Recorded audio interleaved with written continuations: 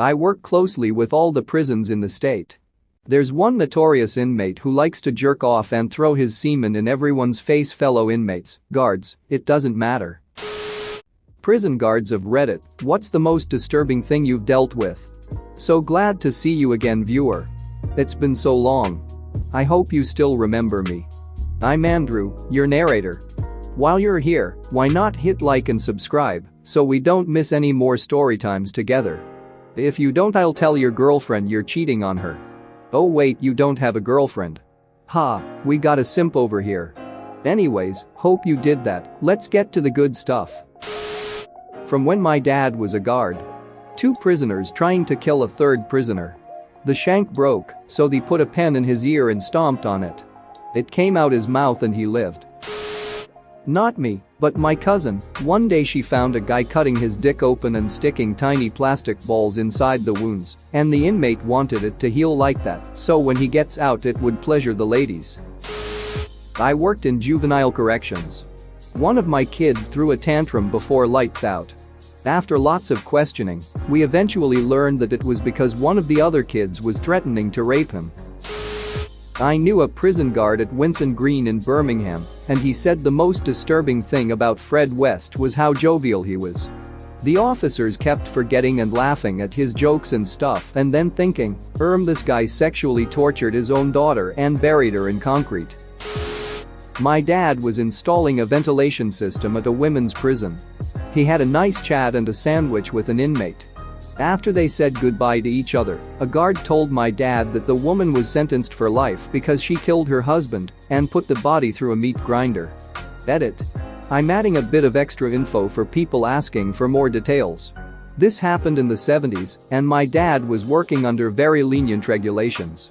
My dad and his co-workers were merely told not to interact with the inmates, but there were no significant consequences for them if said interactions happened. Not really disturbing in a traditional sense, but still made me uncomfortable. I'm a co at the Denver complex for the Department of Corrections. Seeing James Holmes, the Aurora theater shooter, come through our processing after getting sentenced. I'd seen this man's face and heard the stories for 2 years on TV. But seeing him in person just slapped me in the face with a weird sense of reality. I don't really know what I expected, but it was pretty disturbing to me personally.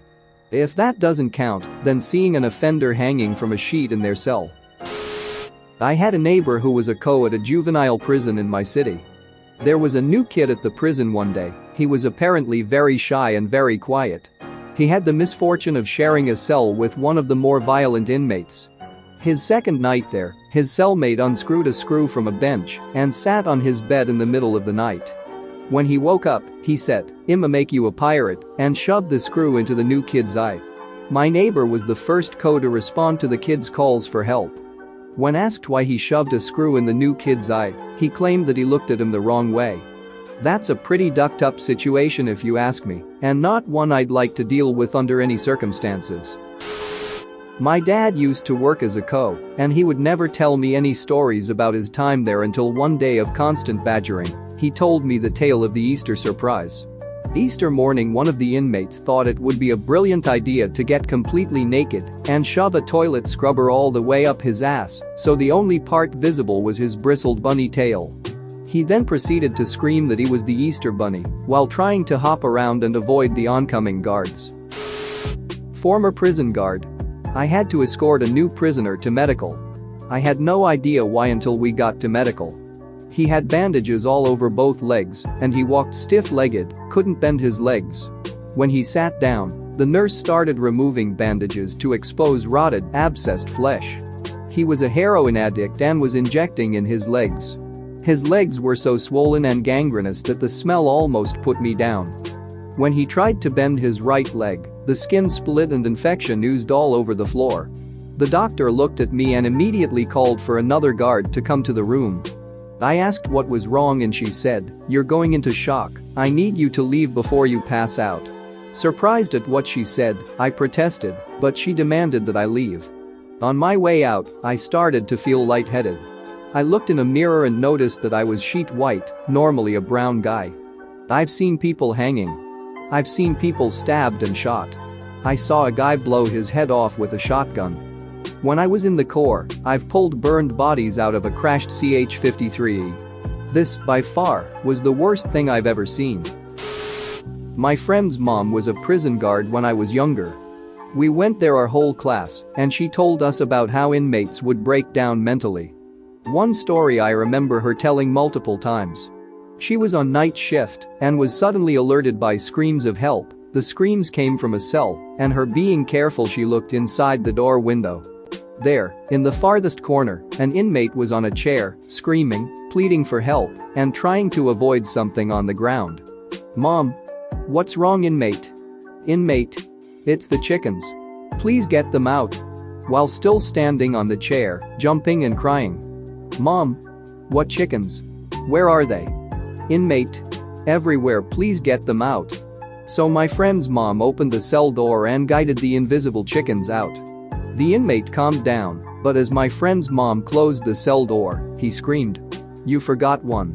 So she went back in and got the remaining chicken. Note, the inmate in this story was a big-ass biker dude. He was probably on drugs, but I think it's a fun story. Oh boy, here we go. My first fight I responded to was a stabbing. Trying to contain that situation with nothing more than ox spray and gloves was a pretty grim welcoming to corrections. I try not to look at their charges because I find it hard to treat them the same after I find out that they are a violent sex offender. Almost every time an inmate is polite and seems like a decent enough person, I end up hearing their case in the news, and it is 9/10 sex charges. I saw a guy who slipped in the bathroom have his hip come completely out of his socket and his leg came out at a ridiculous angle. Trying to have a conversation with someone and de-escalate them when you can hardly see them because so much feces has been spread over the window. During a strip search, an inmate used his hands to make his butt cheeks say, "Excuse me, sir, but do you have a breath mint?" But by far the most disturbing thing is the complete lack of accountability. 90% of these guys have convinced themselves that they are the victims and have done no wrong. Never accountable for anything and have a sense of entitlement that is more frustrating than anything to deal with than any other aspect of my job. Edit, just adding a couple extras, seeing as you guys seem to be enjoying this. Becoming accustomed to being threatened is a pretty strange phenomenon. I didn't realize I had become desensitized to it until I was threatened by an inmate telling me, "I am going to murder you and rape your wife." I told my family that it happened a few weeks later, just as a "oh by the way" sort of thing, and they were mortified. Whereas I had almost forgotten it happened.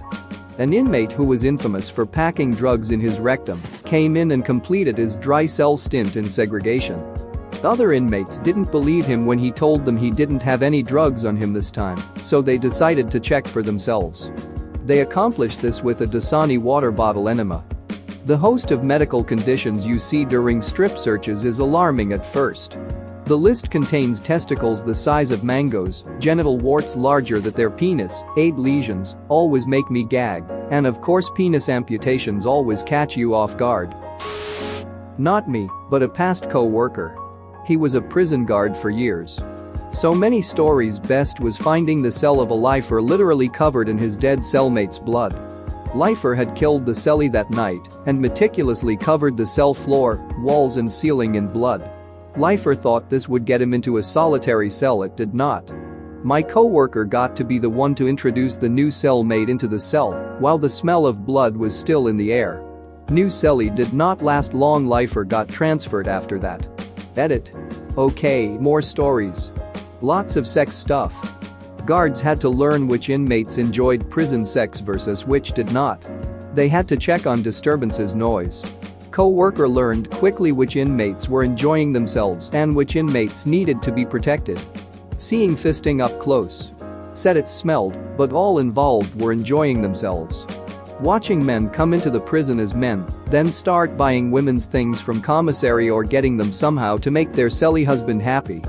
Inmates buying certain items from commissary that could be used as condoms. Commissary purchases were monitored and flagged. Guards had to ask what the excess items purpose. Co-worker had to dutifully record that inmate was purchasing items for purpose X when it was obvious that the item was to protect against fluid exchange during unwanted intimacy. Thanks for watching. What did you think of the story time? Let me know in the comments below.